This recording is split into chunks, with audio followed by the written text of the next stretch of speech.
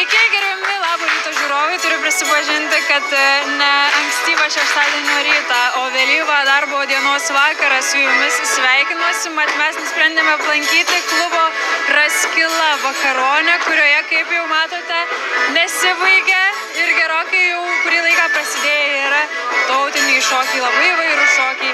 Ir apie tas vykstančias čia vakaronės Antakalnyje, Vilniuje mums daugiau sutiko papasakoti vienas iš šių vakaronių organizatorių, Rimantas. Sveiki, gyvi! Sveiki! Ačiū, kad mus pasitikote. Na ir papasakokite, kokios šių vakaronių ištakos yra. Oi, vakaronių ištakos iš tikrųjų labai senos yra. Pats klubas yra susikūręs 1969 metais. Ir nuo šitos gilios istorijos nežinau, bet manau, kad jau tada prasidėjo ne tik dainos, bet ir šokiai. Ir tiesiog tokia susiformavo tradicija, kad klubas renkasi antradieniais, sakau, jau virš 50 metų, žodžiu, ir tas vakaronės vyksta. Tiesiog. Papasakokite, kaip prie jų prisijungti, kaip galima dalyvauti, kaip patekti į šį gerą, gražų sūkurį. Na, dalyvauti labai paprasta. Tiesiog visi turi žinoti, kad antradieniais Sapiegų parke, Antakalnio seniūnijos salėje vyksta šokių vakaronės, kurias organizuoja Liaudies dainų klubas Raskila. Renginys atviras visiems, kas norit galit ateiti. Šiaip skelbiam renginius Facebook'e, būna Instagram'e įdedam kokią vieną kitą nuotrauką, bet šiaip vakaronės vyksta daugmaž pastoviai. Tai tikrai, jeigu ateisite, tikrai neapsiriksite. Smalsu, iš kur visi šie šokėjai visus žingsnelius moka? Specialių mokymų kažkokių neorganizuojam, bet lietuvių tradicinis šokis to yra ir žavus, kad ateina naujokai, pasižiūri į labiau patyrusius šokėjus ir seka pavyzdžių. Ir tai yra tikrai nesudėtingi šokiai, lengvai išmokstami, dėl to nereikia bijoti, tiesiog ateiti ir bandyti.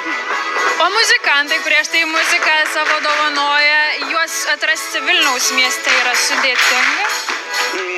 Kažkaip taip susiklostė savaime, kad muzikantai vienas po kito, tiesiog sužinojo, atėjo. Šiaip dauguma muzikantų yra folkloro ansamblio, dar groja folkloro ansambliuose. Tai kadangi ta folkloristų bendruomenė yra tokia pakankamai, kaip čia pasakyti, koncentruota, ta prasme, tai kažkoks yra toks ribotas, neribotas, bet tiesiog yra toksai bendras dalyvių skaičius kažkoks. Tai vieni kitus pažįsta ir tiesiog muzikantai vieni per kitus ateina, groja ir taip yra, ateina svečiai, pavyzdžiui, atvažiavę yra pas mus baltarusiai, kurie pabandė vieną kartą, pasiprašė, ar galima, mes leidom, jiem patiko ir dabar jau trečią kartą gros šiandien savo baltarusiškus šokius.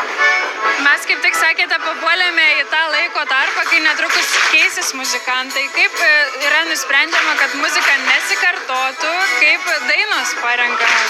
Na, čia kaip ir muzikantų garbės kodeksas galbūt, jeigu groji vakaronėje su kitais muzikantais, tai klausai, ką groja kiti ir stengiasi nesikartoti. Ne visada tai pavyksta, bet jau muzikantai stengiasi groti skirtingus šokius. Sakėte, kad šis metas, mes dabar esame prieš 9, dar nėra pats gausiausias žmonėmis, kada prasideda vakaronės šokių, kada jos baigėsi? Vakaronės prasideda oficialiai 8:20 valandą. Na, bet kadangi žmonės visi mėgsta vėluoti, tai pats pikas dažniausiai būna taip tarp 21-22 valandos, tai yra tarp 9-10 vakaro. Net ir darbo dieną? Net ir darbo dieną, taip. Po 10 jau pradeda retėti, nes kam į darbus, kam į mokslus, bet tas, sakau, pats pikas tarp 9-10, tai kartais būna, kad salėje rankštoka būna šokti. Sakykite, ar populiarėja tas liaudiškas, tradicinis šokis lietuviškas, ne tik lietuviškas, dabar jau ir baltarusiškas, ar tarp žmonių plinta tas malonus virusas? Iš tikrųjų galėčiau pasakyti, kad populiarėja. Kadangi Vilniuje tai nėra Raskila vienintelis klubas, tai kaip minėjau, yra ir folkloro ansambliai, dar yra Vilniaus tradicinių šokių klubas.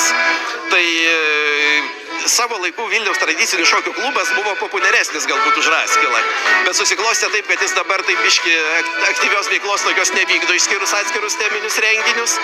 Na ir žmonės po biški, taip vieni per kitus susižino ir ateina ir gerai praleidžia laiką. O kaip manote, kas labiausiai sužavi juos? žmonės atėjusius? Sunku pasakyti, galbūt nuoširdumas, galbūt gera aplinka, tiesiog galimybė gerai praleisti laiką draugų kompanijoje, pašokti, pasitūsinti lietuviškai šnekant, va, tai aš manau taip. Pernai metais dainų šventė 100-metį minėjo, ar prisidėjo prie populiarinimo būtent šios veiklos? Manau taip, dainų šventė, plus dar vyksta Skamba kankliai festivalis, gegužės paskutinį savaitgalį, tai vat dar vyksta Baltika folkloro festivalis, tai visi tie dalykai taip žinoma prisideda prie populiarinimo. Na ir ar reikia kokio pasiruošimo prieš ateinant į vakaronę čia, ar nusiteikimo, gal ir fizinės veiklos kokios? Tai pasiruošimas toksai, šypsena veide, patogus batai ir tiesiog nebijot ateiti, nes tikrai visiškai laisva aplinka, niekas jūsų neprimuš, jeigu jūs ten kokį žingsnelį netai padarysit. Žodžiu, jaustis drąsiai, turėti gerą nuotaiką ir patogią avalynę. O fizinis pasiruošimas, jūs galite rinktis pagal savo poreikį, galite šokti be pertraukų nuo pradžios iki galo, galite pailsėti, jeigu matot, kad jums per sunku. Tai čia yra visiškai laisvai.